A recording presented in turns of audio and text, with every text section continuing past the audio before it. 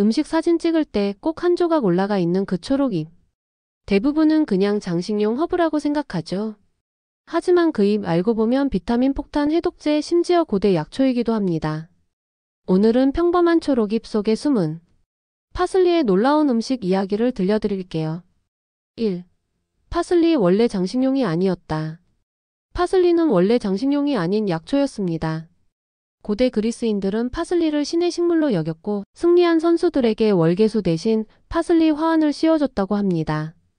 고대 로마인들은 파슬리를 식사 전후에 먹으며 입냄새를 없애고 소화를 돕는 약초로 썼죠. 즉 오늘날의 플라스틱 장식 허브 이미지는 근대 레스토랑 문화가 생긴 후 생긴 오해입니다. 2. 파슬리의 고향은 어디일까? 파슬리의 원산지는 지중해 동부, 이탈리아 남부와 그리스 주변 지역입니다. 학명은 페트로셀리눔 크리스푼, 그리스어로 돌 위에서 자라는 샐러리라는 뜻이에요. 이름 그대로 바위 틈에서도 잘 자라서 강인한 생명력의 상징으로 여겨졌습니다. 심지어 고대에는 무덤 주변에도 파슬리를 심었다고 하는데 그 이유는 죽음 뒤에 다시 피어나는 생명을 상징했기 때문이죠. 3. 파슬리 한 잎에 숨은 영양 폭탄. 파슬리는 비타민C, A, K가 모두 풍부한 식물입니다. 100g 기준 비타민C 함량이 레몬의 3배 이상, 비타민 K는 하루 권장량의 700% 이상이에요. 또한 철분, 칼슘, 엽산이 풍부해서 피로회복, 빈혈 예방, 면역력 강화에 탁월하죠. 작은 장식 잎 한 조각이지만 실은 슈퍼푸드 수준의 영양소를 갖고 있다는 사실. 4. 파슬리는 천연 해독제였다. 중세시대 유럽에서는 파슬리가 해독의 상징으로 불렸습니다. 신장 기능을 도와 노폐물과 염분을 배출하고 체내 수분 균형을 유지하는 효능 덕분이죠. 실제로 이뇨작용이 뛰어나 오늘날에도 허브티나 디톡스 주스 재료로 쓰입니다. 즉 장식용 허브가 아니라 몸속 청소부 역할을 하는 식물이었던 거죠. 5. 왜 우리는 파슬리를 먹지 않고 남길까? 재미있게도 레스토랑에서 손님들이 남긴 음식 중 가장 자주 버려지는 것이 바로 파슬리입니다. 그 이유는 심리적인 오해 때문이에요. 20세기 초 서양 레스토랑에서 셰프들이 접시의 색 대비를 위해 파슬리를 장식으로 올리기 시작하면서 사람들은 아, 이건 먹는 게 아니라 장식이구나 하고 인식하게 된 거죠. 결국 1000년 넘게 약초였던 식물이 20세기 들어 접시의 소품으로 전락한 셈입니다. 6. 파슬리는 입냄새 제거의 달인. 스테이크나 마늘 요리를 먹은 후 파슬리를 씹으면 입냄새가 금방 줄어드는 이유, 그건 파슬리 속 클로로필 덕분입니다. 클로로필은 마늘의 황화합물 냄새를 중화시키고 입속 세균의 활동을 억제해 줍니다. 그래서 고대 로마인들은 식사 후 파슬리 몇 잎은 최고의 예의라고 여겼다고 해요. 7. 파슬리와 햇빛. 드물지만 중요한 경고. 파슬리에는 프라노쿠마린이라는 성분이 들어 있습니다. 이 성분은 햇빛에 반응해 피부를 민감하게 만들 수 있는데요. 즉 파슬리즙을 피부에 바르거나 과다 섭취 후 햇빛을 쬐면 드물게 피부 트러블이 생길 수 있습니다. 하지만 일반적인 식사량에서는 전혀 문제 없고 오히려 항산화 효과가 더 크다고 알려져 있죠. 우리가 흔히 고급 레스토랑에서 먹는 랍스터. 빨갛게 익은 모습은 화려하지만 사실 랍스터는 죽지 않는 동물, 자기 팔을 자르는 생명체, 심지어 공포영화보다 더 잔혹한 포식자라는 사실 알고 계셨나요? 오늘은 그 화려한 껍질 속에 숨겨진 랍스터의 놀랍고 흔치 않은 진짜 이야기를 들려드릴게요. 1. 바다의 갑옷 전사 랍스터의 정체. 랍스터는 갑각류 중에서도 가장 진화된 생물 중 하나로 깨와 새우의 먼 친척입니다. 하지만 그들의 몸에는 인간과 전혀 다른 생존 시스템이 숨겨져 있습니다. 그들은 외골격으로 덮여 있고 살기 위해선 주기적으로 껍질을 벗어야 하죠. 이 탈피는 랍스터의 성장과 생존을 결정짓는 가장 중요한 의식입니다. 2. 탈피는 생과 사의 경계. 랍스터가 껍질을 벗는 건 단순한 성장 과정이 아닙니다. 몸의 약 15%가 사라지고 탈피 후엔 며칠 동안 전혀 움직이지 못하는 무방비 상태가 됩니다. 그때 다른 랍스터들이 접근하면 서로를 잡아먹습니다. 즉 랍스터 세계에선 성장이 곧 생존 경쟁인 셈이죠. 3. 노화하지 않는 동물? 랍스터는 생물학계에서 노화하지 않는 생명체로 자주 언급됩니다. 이유는 바로 텔로머라제라는 효소 때문이에요. 이 효소는 세포가 복제될 때 늙지 않게 도와주죠. 인간은 나이가 들수록 이 효소가 줄지만 랍스터는 평생 동안 활성화된 상태로 유지됩니다.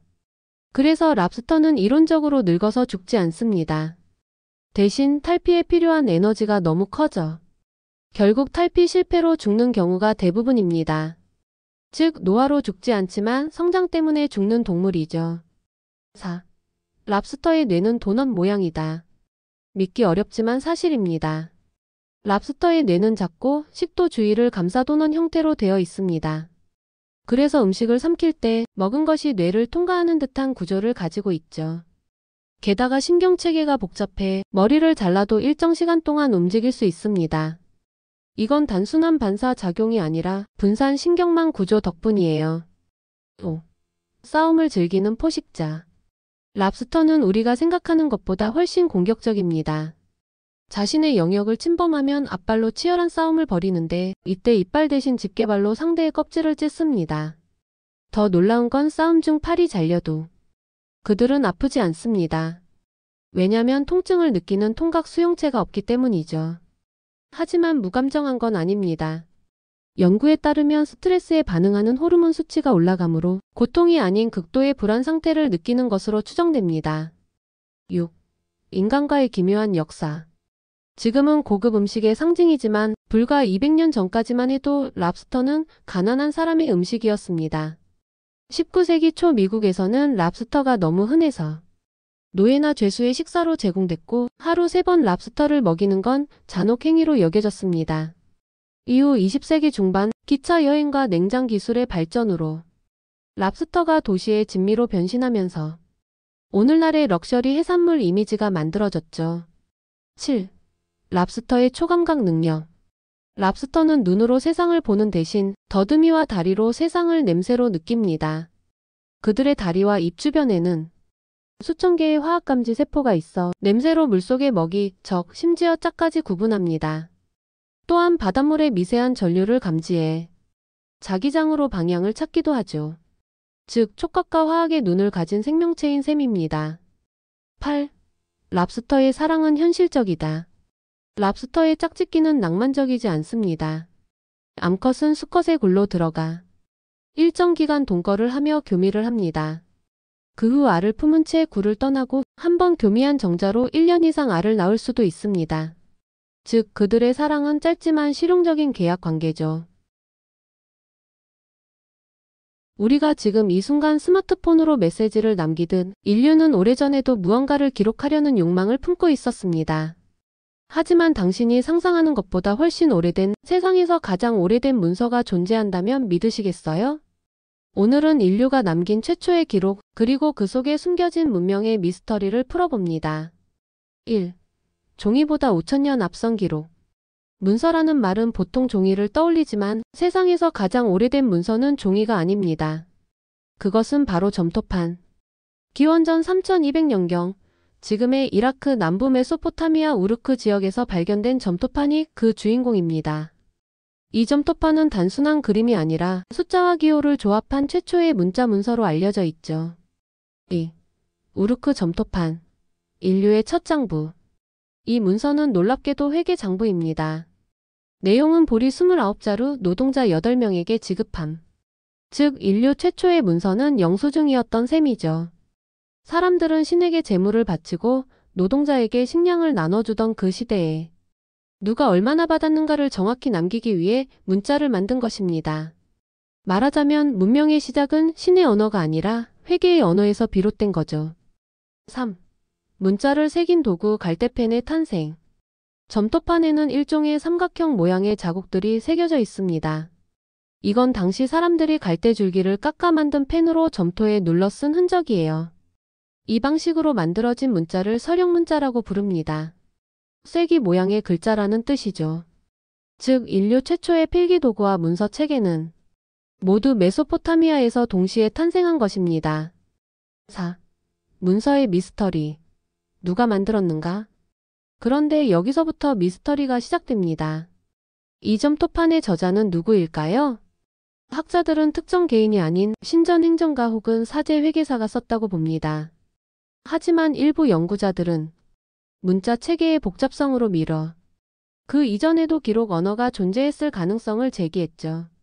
즉 우리가 알고 있는 최초의 문서는 사실 이미 사라진 더 오래된 기록의 후손일 수도 있습니다. 5. 또 다른 경쟁자. 이집트의 파피루스 문서. 비슷한 시기 나일강 유역의 이집트에서도 파피루스의 문서를 남기기 시작했습니다. 가장 오래된 파피루스 문서는 기원전 2900년경 프리미데스트 파피루스로 알려져 있죠. 이 문서는 피라미드 건축 노동자들의 식량 배급과 근무 기록이 적혀 있습니다. 흥미롭게도 이집트와 메소포타미아 모두 기록의 시작을 경제와 노동의 관리에서 출발시켰다는 점이 같습니다. 즉 문명의 시작은 글이 아니라 일에서 비롯된 거예요. 6. 문서가 남긴 또 다른 의문. 기록은 진실일까? 하지만 고대 문서를 연구한 학자들은 흥미로운 점을 발견했습니다. 이 점토판에는 종종 수치 오류가 존재합니다. 예를 들어보리 30자루라고 적혀 있지만 실제 표식은 29개인 경우도 있었죠. 이는 인류가 기록과 진실 사이의 괴리를 처음 마주한 순간으로 평가됩니다. 즉 문서란 언제나 진실을 담는 것이 아니라 권력을 가진 자가 남긴 기억의 도구였던 거죠. 7. 점토판의 비밀 언어 해독의 여정. 이 고대 문자들은 수천 년 동안 아무도 읽을 수 없었습니다. 그 비밀을 푼 사람은 19세기 영국의 학자 헨리 롤린슨. 그는 이란의 절벽에서 발견된 베이스툰 비문을 비교 연구하며 처음으로 서령 문자를 해독하는 데 성공했죠. 그 덕분에 인류는 4000년 넘게 잠들어 있던 문서의 목소리를 듣게 되었습니다. 8. 문서 속에서 드러난 고대인의 삶. 이후 발견된 수천 개의 점토판 문서에는 계약서, 편지, 법률, 신화까지 다양한 내용이 담겨 있었습니다.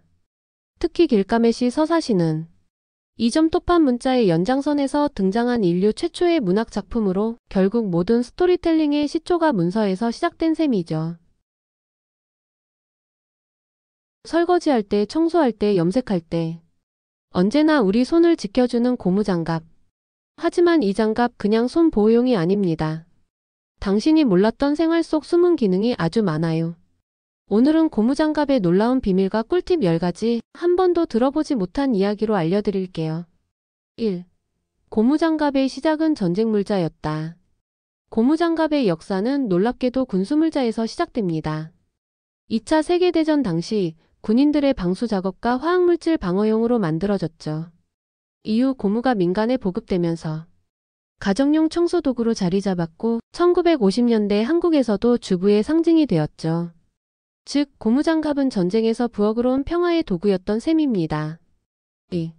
장갑 속 땀 이렇게 해결하자. 고무장갑을 오래 끼면 손에 땀이 차고 끈적이죠.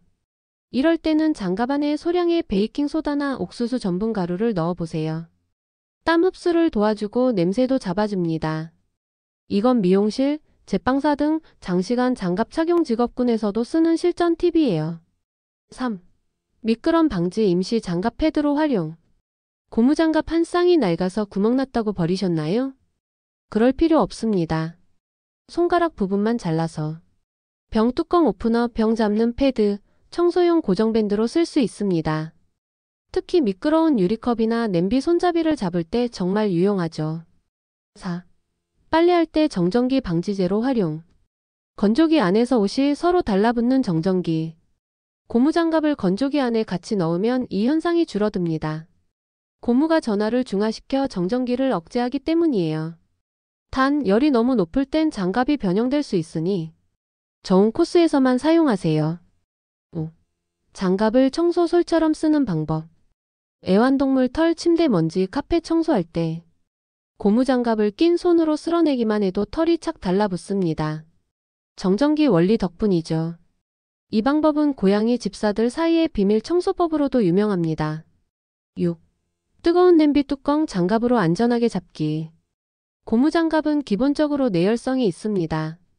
단 고온에서는 녹을 수 있으니 뚜껑을 잠깐 잡을 때만 활용하세요. 특히 냄비에서 김이 나올 때 면장갑 위에 고무장갑을 겹쳐 끼면 열과 수증기 모두 차단돼 훨씬 안전합니다. 7. 냉동실용 밀폐팩으로 활용. 남은 음식 냄새 때문에 냉동실에서 고민 많죠? 고무장갑의 손가락 부분을 잘라 작은 재료 밀폐용으로 쓸 수 있습니다. 예를 들어 양파 반쪽이나 레몬 조각을 감싸면 냉동실 냄새 차단 효과가 뛰어나요. 8. 고무장갑은 화분 받침. 고무장갑을 손목 부분에서 잘라 화분 받침대 밑에 두면 물이 흘러나와도 미끄럽지 않고 바닥에 자국이 남지 않습니다.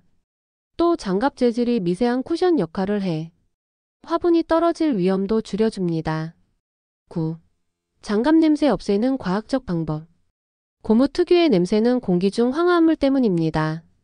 이걸 제거하려면 식초와 물을 1:1로 섞은 용액에 5분간 담근 뒤 헹궈보세요. 고무 냄새가 중화되면서 사라집니다. 단, 장갑이 오래된 경우에는 색이 바를 수 있으니 주의하세요. 10. 장갑 오래 쓰는 보관법. 고무장갑을 세워두면 안 된다는 거 알고 계셨나요? 습기가 아래로 고여 곰팡이가 생깁니다. 그래서 집게로 거꾸로 걸어두거나 종이컵에 거꾸로 꽂아 보관하면 훨씬 오래 갑니다. 또 햇빛은 고무를 산화시키므로 그늘지고 통풍되는 곳에 보관하는 게 정답입니다. 보너스. 장갑 재활용의 숨은 가치. 버려진 고무장갑은 재활용이 어렵지만 최근엔 고무 분말화 기술로 도어 손잡이, 쿠션 바닥재, 자동차 부품으로 다시 쓰이고 있습니다. 즉 우리의 빨간 장갑이 다시 세상 어딘가에서 두 번째 생명을 살고 있는 셈이죠. 먹지 않는다는 건 단순히 배고픔을 참는 일일까요? 아니면 인류가 본능적으로 터득한 몸의 리셋 버튼일까요? 오늘은 수많은 다이어트, 종교, 의학 논쟁 속에서 항상 등장하는 단어, 금식의 진실과 거짓을 파헤쳐 보겠습니다. 과연 굶는 게 우리 몸에 좋을까요? 나쁠까요? 1. 금식은 단식과 다르다. 먼저 정리해야 할 게 있습니다. 금식은 의도적으로 음식을 제한하는 행위이고 단식은 일정 기간 완전히 끊는 것을 말합니다. 즉 하루에 한 끼만 먹는 것도 금식이고 48시간 동안 아무것도 안 먹는 건 단식이죠. 이 두 단어를 혼동하면 금식의 진짜 효과를 오해하게 됩니다. 2. 금식은 인류의 생존 기술이었다. 고대 인류는 음식을 꾸준히 구할 수 없었어요. 그래서 간헐적 굶주림은 오히려 자연스러운 상태였습니다. 이때 인체는 생존을 위해 대사 스위치를 켜줘 포도당 대신 지방을 에너지원으로 바꾸는 케톤 대사를 시작하는 겁니다. 즉 금식은 인류가 기근 속에서도 살아남기 위해 진화한 생존 시스템입니다. 3. 금식이 세포를 청소한다는 건 사실. 2016년 노벨 생리의학상을 받은 오토파지 연구가 있습니다. 이건 금식 상태에서 세포가 자기 안에 손상된 단백질이나 세포 찌꺼기를 분해해 재활용하는 현상이에요. 쉽게 말해 금식은 몸이 스스로 청소하는 시간입니다. 그래서 일정 시간의 금식은 면역력 향상, 염증 완화에도 도움을 줄 수 있죠. 4. 그러나 장기 금식은 독이다. 많은 사람들이 금식은 다이어트 성공이라고 믿지만 3일 이상 지속되는 장기 금식은 근육 손실과 기초대사 저하를 초래합니다. 특히 수분과 전해질이 부족해지면 심장 박동 이상이나 어지럼증이 생길 수 있죠. 즉 금식이 건강 리셋이 되려면 짧고 규칙적으로 해야 한다는 점 꼭 기억해야 합니다. 5. 16대8 금식법 과학적으로 근거 있다. 요즘 유행하는 간헐적 단식. 그 중에서도 16시간 금식 플러스 8시간 식사 방식은 꽤 과학적이에요.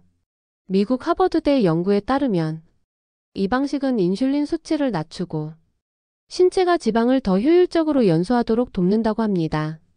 단 식사 시간에 폭식하면 효과는 0점. 식단의 질이 함께 따라가야 합니다. 6. 금식은 마음의 디톡스이기도 하다. 고대 종교에서도 금식은 영적 정화의 수단이었어요. 몸을 비움으로써 감각을 맑게 하고 욕망을 절제하려는 시도였죠. 현대 심리학적으로 보면 금식은 즉각적인 만족을 멈추고 자기 통제력을 회복하는 훈련이기도 합니다. 즉 금식은 단순히 굶는 행위가 아니라 정신을 재정비하는 시간이 될 수도 있는 거예요. 7. 금식이 당뇨병에 좋은 건 절반의 진실. 일부 연구는 금식이 인슐린 저항성을 개선한다고 말하지만 모든 사람에게 안전한 건 아닙니다. 특히 저혈당 환자나 약을 복용 중인 사람은 금식이 오히려 위험할 수 있어요. 따라서 의학적으로 금식을 시도하려면 반드시 전문가의 조언을 받아야 합니다. 8. 금식 중 물, 커피, 소금물은 괜찮을까? 대부분의 금식법에서 물은 허용, 심지어 무가당 블랙커피도 괜찮아요. 카페인은 식욕을 억제하고 지방 연소를 돕기 때문이죠. 다만 소금물은 체내 나트륨 균형을 맞추기 위한 제한적 방법으로 장기 금식자가 아닌 이상 권장되지 않습니다. 9. 금식하면 뇌 기능이 떨어진다. 거짓. 짧은 금식은 오히려 집중력을 높일 수 있습니다. 몸이 위기 상황이라 판단해 생존 호르몬인 노르아드레날린을 분비하기 때문이죠. 즉 가벼운 공복 상태가 두뇌 각성 효과를 낼 수도 있습니다. 하지만 하루 이상 굶으면 반대로 집중력 저하가 시작됩니다. 사람들은 마을 이름을 들으면 그저 흔한 동네라 생각하죠. 하지만 이곳 조종리, 한자 조종의 미묘한 결합에는 하천 왕권 행정제도의 변화가 얽혀 있습니다. 오늘은 이 마을 이름 속에 담긴 오래된 시간의 이야기를 함께 풀어보겠습니다. 1. 깊은 골짜기와 하천 유역의 자리. 조종리는 옛부터 하천 유역에 자리 잡은 마을이었습니다. 백제신라 시절 명칭인 복삼에는 긴 하천이 있는 곳이라는 의미로 해석되며 이 하천을 따라 사람들이 모이고 마을이 형성된 것이 시작이었습니다. 2. 조종이라는 이름의 등장. 이 마을이 지금의 조종이란 이름을 갖게 된 건 고려 시대였습니다. 문헌에는 기원전 중기 이후 신라고려를 거쳐 1018년부터 조종현으로 불렸다고 기록되어 있습니다. 조는 아침왕에게 드리는 의미, 종은 조상 마루리 등의 뜻이 있어 왕이 아침에 제사를 지내는 마루리 또는 왕의 제사를 아침에 올리는 고을로 해석되기도 합니다. 3. 왕과 국가의 길목이 된 마을.